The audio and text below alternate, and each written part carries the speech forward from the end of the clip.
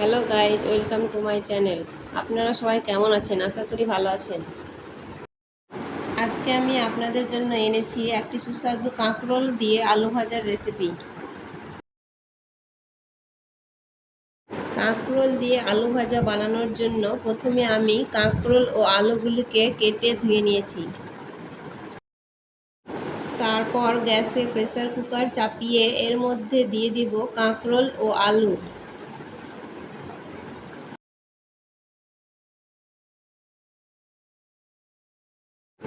তারপর এতে দিয়ে দিব স্বাদ মতো লবণ, জিরে গুঁড়ো, ধনে গুঁড়ো, লঙ্কা গুঁড়ো, হলুদ গুঁড়ো আর দিয়ে দিব পরিমাণ মতো জল।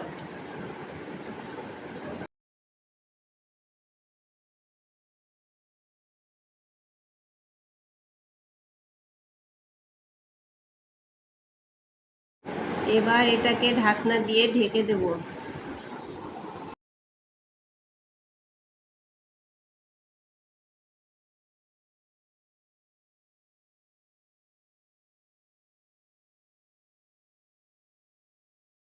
এটা সিদ্ধ হয়ে গেলে এটাকে নামিয়ে নেব।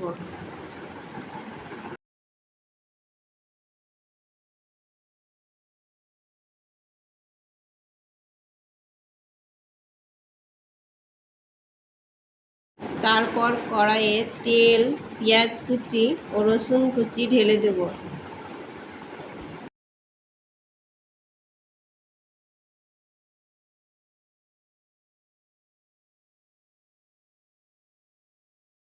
এটা লাল করে ভাজা হয়ে গেলে এতে সিদ্ধ করা কাঁকরোল ও আলু ঢেলে দেব।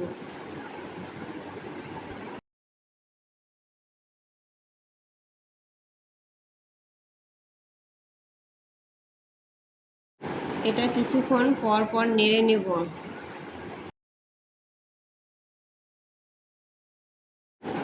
এবার এটা লাল করে ভাজা হয়ে গেলে এটাকে নামিয়ে নেব।